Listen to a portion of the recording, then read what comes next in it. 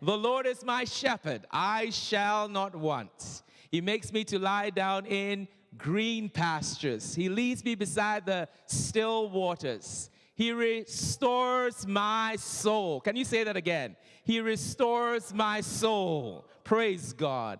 He leads me in paths of righteousness for his name's sake. The Bible says that, yea, though I walk through the valley of the shadow of death, I will fear no evil. Why? Because you are with me. Your rod and your staff, they comfort me. And then it shifts from God being a shepherd to God being a host. And it says that you prepare a table before me in the presence of my enemies. It says you anoint my head with oil. My cup runneth over. And then surely, somebody say surely. It says, surely goodness and mercy shall follow me all the days of my life, and I will dwell in the house of the Lord forever. Somebody say hallelujah. You know, this particular psalm depicts God as a shepherd, and we the believers, we the people of God, as sheep. It depicts God as a shepherd. And in fact, when you come to the New Testament, Jesus described himself as the good shepherd. Not just the shepherd, but as a good shepherd. He's the great shepherd. Hebrews tells us that he's the great shepherd of the flock of God. Amen. The Bible says that he's the great shepherd. He's the overseer of his flock. So it describes God in this way. John 10:10, he says, I am the good shepherd. And he says, and the good shepherd lays down his life for the sheep. He puts down his life for the sheep. And that's exactly what Jesus did at Calvary's cross. Bible says that he took our sin. Bible says his body was broken for us that we might be healed. He took our place at Calvary. He took the judgment for sin at Calvary. And why did he do that? So that we would be restored to Father God. So he is the good shepherd. He's a good shepherd, and the good shepherd basically leads us for our good, for our benefits.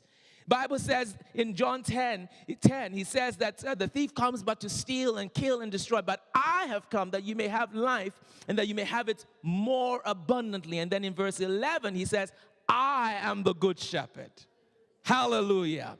Isaiah chapter 58 verse 11, talking about the fast. One of the things the Lord says as a benefit of the fast, he says the Lord will guide you continually and satisfy your soul in drought. He will strengthen your bones. You shall be like a watered garden and like a spring of water whose waters do not fail. Praise God. So the shepherd leads us and guides us for our good. He does so much for us. He provides for us. He provides for the sheep. God provides for his people. He leads us and he guides us. He restores us. Praise God. Is that the psalmist says, he restores my soul. The Bible also says in this psalm, he protects us and he blesses us. That's a good place to say hallelujah. So Psalm 23 verse 2 says, he makes me lie down in green pastures.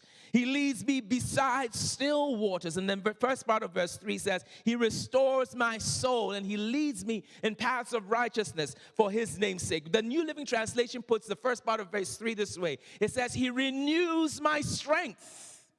Glory to God. The NIV says, he refreshes my soul. How many of you need strength from now and again? How many of you need to be revived in the inside of you? Sometimes you feel dry and you feel weary. Sometimes you feel tired and you feel faint. Sometimes you feel discouraged. You feel disheartened. You feel low.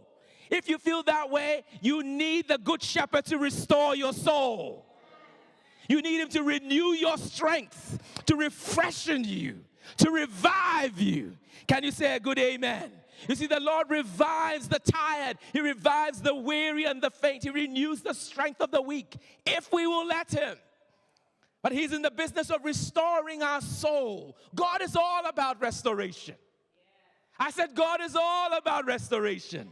The Bible says he sent his son Jesus and anointed him and to declare the season, the dispensation of the acceptable year of the Lord. That's the dispensation of grace. And it was a year of Jubilee. And Jubilee was all about restoration.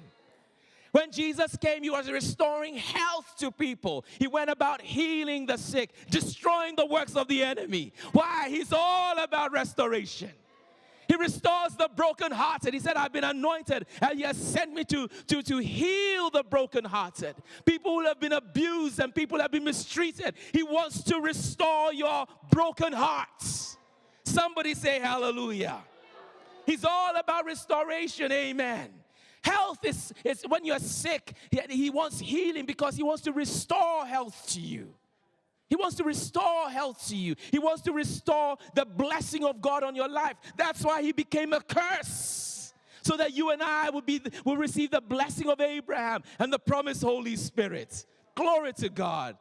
God is all about restoration. In fact, Psalm 103 tells us that he satisfies my mouth with good things so that he renews my youth like the eagle. When you're 15 or 16, you don't want your youth renewed. I know. But when you're 60 to 80, you want your youth renewed. When you're 90 or 100, you want your youth renewed. Amen. You want to have that sharp mind. You want to be strong and do everything. I daily declare that he renews my youth like the eagle.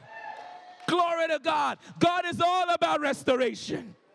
And you know, he's so into restoration. He wants us to be into restoration as well. What do I mean? Bible says in 2 Corinthians chapter 5, verse 17, therefore, if anyone is in Christ, he's a new creation. Old things have passed away. Behold, all things have become new. That's all restoration, by the way. We've been made new. You're a new creation. You have been restored. Glory to God. Then verse 18 says, now all these are of God, who has reconciled us to himself through Jesus Christ. We have been restored or reconciled to God. And notice what he says, and has given us the ministry of reconciliation. We're in this world with broken hearts and broken people. People who need restoration. And we are it, folks. We are the lights of the world. People need to be reconciled to the Father. And that's why we declare and we share our faith and we say, you need Jesus Christ. What Tammy did on Saturday with her father, she reconciled her father. She was the vessel God used. Somebody is sick. You are that vessel God needs to lay your hands if you believe. And the Bible says they will be healed. They will be restored to health. You and I, we have a ministry of reconciliation. Hallelujah. I want you to notice something about this good shepherd when he restores the sheep. Psalm 23 verse 2 says, he makes me lie down in green pastures. He leads me beside still waters. He makes me lie down. You know, apparently sheep will not lie down, you know, when they are hungry, or when they are fearful, when they are, you know, they're irritated by pests and insects and stuff like that. They will not lie down. They have to be in a place of confidence and rest. If they're afraid, they will not lie down. They will not lie down. And what does that tell us? When we follow the guidance of this good shepherd, he will make sure we are fed. Glory to God. He will make sure that we are protected so that we are not afraid. He will keep us in the right lane, lead us in paths of righteousness, and he will make us lie down in those green pastures where we feel secure and at rest. He leads us beside the still waters. Sheep will not drink from fast-flowing waters, rivers, or anything like that. They want something that is not turbulent or anything. They want something that is still. And that's exactly what our good shepherd does for us. Hallelujah. But this suggests to me, God wants us to slow down. He wants us to rest. He wants us to lie down, glory to God, and drink of the quiet, the still waters. It suggests that God sometimes needs to restore us when we are inactive. And we're such busy people, you know, we're always on the move. We're always doing stuff, even in ministry. We're always doing stuff. I remember a pastor friend of mine, you know, he had a serious situation concerning his health. And as he was telling me about this, I said, bro, you're doing too much. He says, oh, yeah, but it's got to be done. And I said, hey, even God rested. We sometimes have to slow down so that he can restore our souls, so that he can make us lie down, get us to lie down and drink of the quiet streams, the still waters. Jesus had that situation with the apostles in Mark chapter 6, verse 31. They were about ministering. And this is what the Bible says, because so many people were coming that they did not even have a chance to eat. How many times we go to work and we miss a meal, we miss another meal, and we're just going. Look what Jesus did in this situation. He said to them, come with me by yourselves to a quiet place and get some rest. Am I speaking to somebody here this morning? He wants you to lie down in the green pastures, and he wants you to lead you beside the still waters. He wants you to slow down, to spend some time with him so that he can restore your soul. These guys were doing good stuff. They went about doing, they were ministering to people, healing the sick, deliverance. All that was good. But he said, come with me by yourselves to a quiet place and get some rest. People think that rest is not a spiritual thing. It is. Glory to God. We often sometimes we have 3 jobs and stuff like that. We're going at it, and sometimes we need the money, and it's true. You have to work. The Bible says in the book of 2 Thessalonians chapter 3, verse 10, if you do not work, you shouldn't expect to eat. So work is good. But when you're working 80 hours a week and you don't have any time for God, there's something wrong. It means you're not believing God to take care of your needs. It means that you feel you can take care of your needs more than God can take care of your needs. You need to spend time. You have to purpose in your hearts to designate a time to spend with God on a weekly basis, especially on a daily basis, where he can restore your soul. You need to decide to have a quiet time with God every single day. Now, this is basic Christianity 101. But a lot of us Christians do not have times that we spend with God on a regular basis. Is it any wonder a lot of us are harassed? We feel helpless. A lot of us shout like David, restore to me the joy of your salvation. Because there's no joy. Because we don't spend time with the Lord. We don't slow down and allow him to restore our soul. What is a quiet time? A quiet time is a designated time a person who sets aside to spend in the presence of God. It's a designated time. Jesus did that on a regular basis. The Bible said early in the morning he would go to the mountains and spend time with his Father. Jesus. And Jesus was busier than any one of us.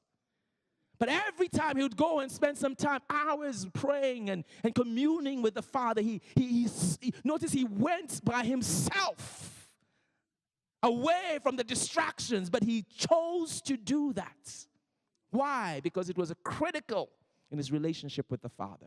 Critical for the purpose for which God had created him. I want to suggest to you, you have to designate a time every single day. It may be in the morning, it may be in the evening, it may be in the afternoon, but choose to cut out some time when you are away from distractions, away from the television, away from noise, and then you spend it alone with your Heavenly Father. Just you and him. Just you and him. What's the benefit? He will restore your soul. He will restore your soul. You see, when we set time aside like that to draw close to God, God draws close to us. The Bible says that if we draw close to God, he draws close to us. And it's an opportunity for us to get to know God personally. It is really, really important. You see, sometimes we know about God, but we don't know him. And that's a remarkable thing about David. David could say, the Lord is my shepherd.